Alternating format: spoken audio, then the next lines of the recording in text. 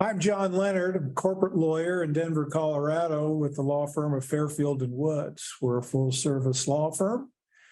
And over the past few months, I've been doing informational videos primarily with my partners on different aspects of corporate law and questions our clients come up with. A question that comes up frequently is after I sell my business, and we do a lot of mergers and acquisitions, M&A law, is how best to care for our money. And actually, you don't have to wait for an M&A transaction to talk about wills and trusts. Well, today we're with Phil DeVries from Sunflower Bank.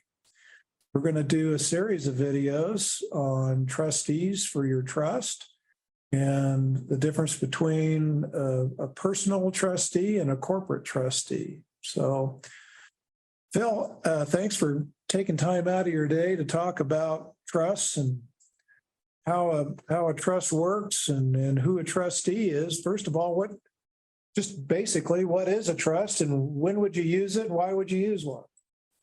Well, thanks for having me, John. And great question to start out. A trust is a legal instrument drafted by a licensed attorney that spells out how a person's investments during their lifetime, their assets, things that have a lot to do with financial management. It outlines basically how those assets named in that trust are supposed to be administered. So a person during their lifetime would easily be able to administer their own trust, but they have to think about at some point what happens at my disability, my inability to continue to function. Sure. And which may be temporary or may be permanent, but also at my death. So a trust is a document that once it's funded and signed, it can be revocable during a person's lifetime or changeable.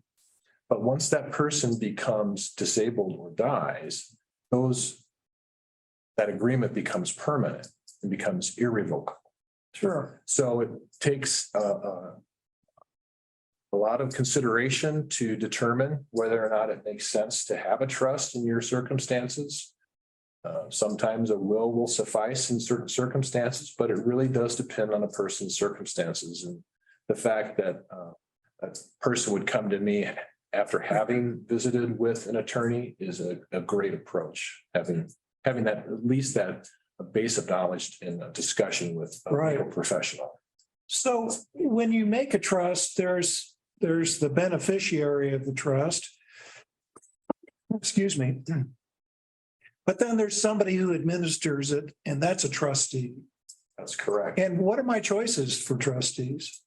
Well, you during your lifetime, you can choose to do that yourself. You can self-trustee.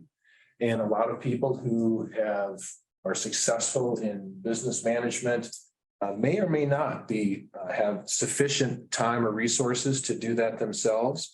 So if they feel they have the skill and the time and the ability to continue to do that, naming oneself as a trustee during a person's lifetime makes a lot of sense.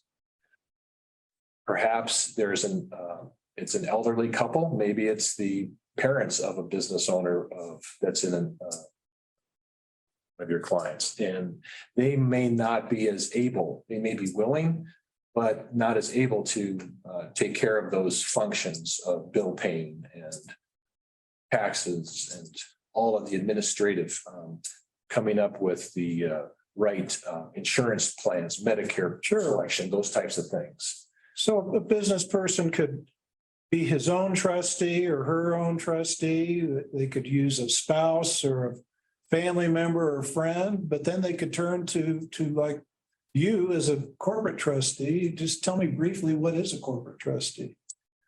Well, a corporate trustee is an entity. It's a subset of a bank typically, but there are a lot of private trust companies in addition to bank trust companies that their sole business is the administration of trusts that are either revocable or irrevocable.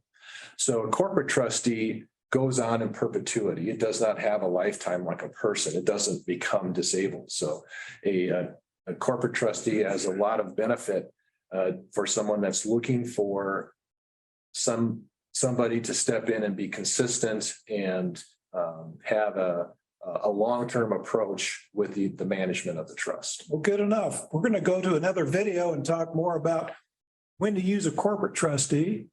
So stay tuned. Thanks.